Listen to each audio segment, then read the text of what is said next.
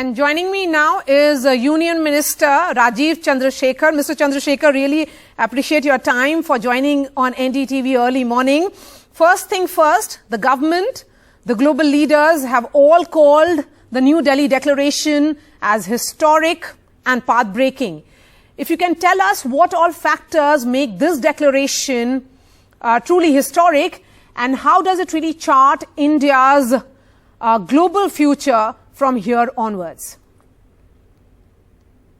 Look, there's absolutely no doubt in anybody's mind that this has been one of the most eventful and most impactful presidencies of the G20 ever. And yesterday I was with the ambassador of a country that was attending the G20, and he said, look, I have seen many G20s, but this is certainly one of the largest, most expansive and the most impactful.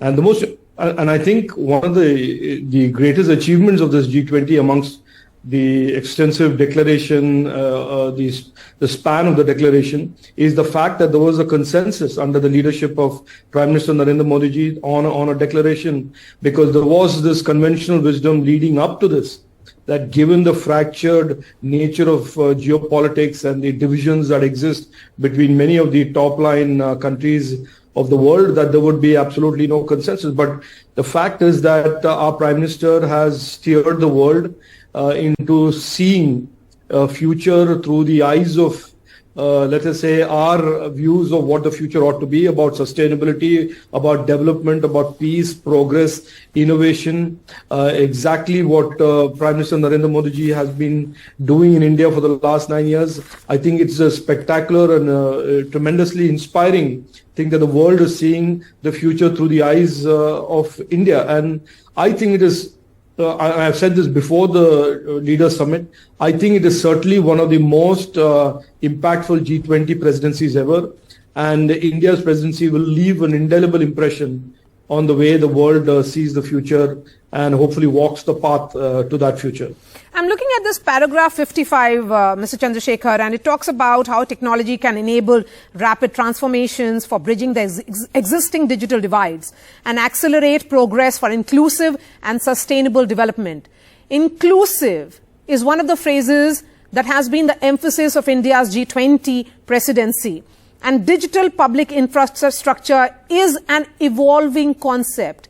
How do you think the DPI can make this entire system in general, financial model in general, inclusive? Look, I think this is one of those amazing stories that the world has woken up to. The story, this narrative that India has very successfully envisioned under Prime Minister Narendra Modi ji and implemented, which is harnessing the power of technology to create real societal benefit.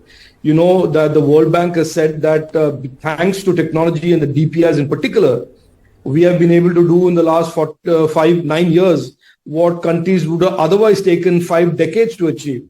The type of financial inclusion, the type of inclusion in general that India, the narrative of India for several decades was that we were a very exclusionary type of system where the poor remained poor and the rich got richer, and the bridge between government and the poor was non-existent or leaky or corrupt. And here we have demonstrated for the last 9 years, simply because of Prime Minister Narendra Modi ji's Digital India vision that he launched in 2015, that technology can be harnessed to bring real transformation in the lives of normal average citizens who for several decades have been excluded. So inclusion, which used to be an intellectual debating point and a buzzword for many of these conferences, for the first time ever in the G20's history, I think, we are talking about solutions and technology that actually makes inclusion a reality and makes it happen.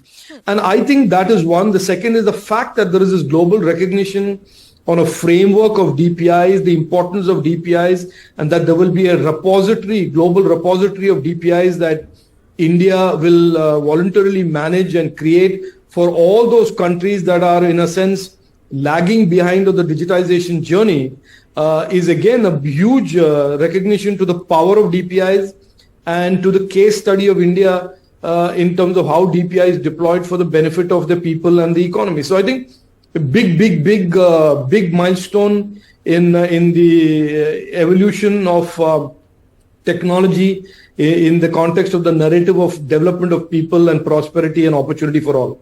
Yes, and you were talking about how the world recognizes the success of India's digital public infrastructure. We have read the World Bank report recently.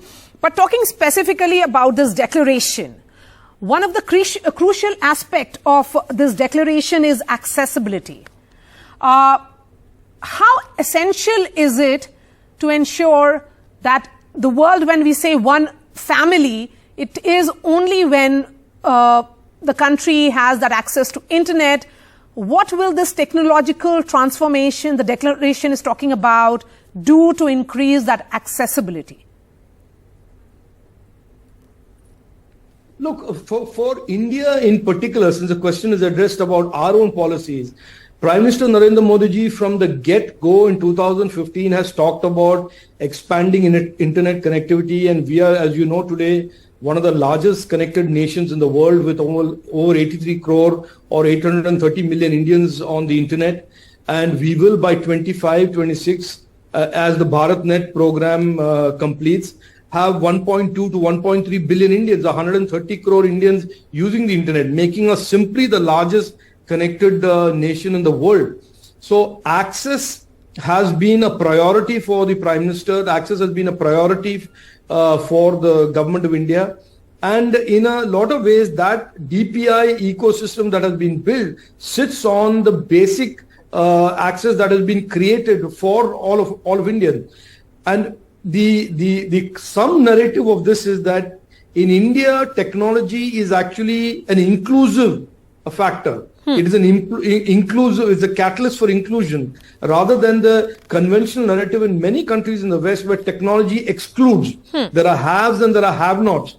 In India, technology, as envisioned by our Prime Minister, DPIs in particular, and the rapidly rolling out internet access, both of them combined create a force which is basically allowing more and more Indians to be included into the mainstream of economy, mainstream of governance, mainstream of benefits and public services. So I think in a lot of ways, when people ask, especially from Europe and the West, what about technology and exclusion? The story out of India, the breaking news in a way, and that has been vindicated by this G20 declaration, is that India sees technology as being a very inclusionary force, as a force to empower. And Mr. Chandrasekhar, a major factor about DPIs globally has been about sharing technology and also global cooperation. And, in this declaration again, and I'm going to refer to this document repeatedly, the G20 countries have welcomed India's plan to build and maintain GDPIR, which is Global Digital Public Infrastructure Repository. You are talking about it. What does this repository actually do? What does it mean? And what will it be? No, this is a very powerful proposition especially for those countries of the global south who have always viewed climbing the technology ladder as some very expensive proposition that would have had them depend on some few international global technology companies or countries. India's own approach of basically building these DPIs on open source software, that is software that is not owned by anybody, where nobody needs to worry about either the cost or any royalties for those platforms and solutions, is a real inspiration for countries that say, oh, I always thought being digitized is very expensive. And here India is saying, look, here is all this open source software, here is all these open source DPIs that you can take free of cost, and you can adapt, you can customize, you can develop for your own needs or your own particular circumstances. So there is an almost very deep tectonic paradigm change in the way countries look at these DPIs and these technology solutions, from being very expensive and only aspirational to now these are open source platforms that are available to any country. small, as small as they are or as big as they are, without having to worry about billions of dollars of expenditure. So as many countries innovate and create their own DPIs, there will be this almost a central bank that of all of these innovations that will be available in one place, that will be managed by India, that will be made available by India, but it could have DPIs from country A, country B, country C and India. And any country who is wanting to access DPIs, build their own DPIs, can pick and choose from this repository what they want to implement in their country. So I think it's a very powerful milestone, and in a lot of ways it says to the world's countries that now want to implement DPIs, they can get the best of innovation from across the world, including but not limited to India, to implement in their own country. So I think a huge milestone in the development of technology and development of technology for the benefit of people. Okay, my last question to you. Another important outcome has been pushing for regulations for crypto access. That's one of the fronts that Indian government has been pushing for a while, I would say, and now it is doing so globally. And that has been agreed upon in this declaration, which essentially says that, there is a risk of fast-paced developments in the crypto asset ecosystem. What does this outcome have to do particularly for all those digital currency enthusiasts? No, I think this again is a big milestone in the way the world has progressed, and in terms of all things internet and certainly around crypto. India has always maintained for several years, both our Prime Minister and our Honorable Finance Minister have maintained that there needs to be a global framework to in a sense do the rule making on what the good of these type of innovations are and how do we mitigate the bad. And I think this is certainly a big milestone in the recognition of India's view and our Honorable Prime Minister and Finance Minister's view that countries of the world need to cooperate further and evolve a joint framework that will allow the functioning of crypto minus the harms and minus the illegalities that crypto sometimes represents. So I think this is again a big milestone. What the exact I's and T's of these regulations would be, I think that, as you know, October 2023, that is next month, there is a meeting of the central bank governors of the world and the finance ministers of the world. I suspect there will be more discussion and the evolution of this framework in those meetings. Right, Rajeev Chandrasekhar, always a pleasure to speak to you, sir. Thank you for joining us early morning and decoding the big takeaways of the Delhi Declaration.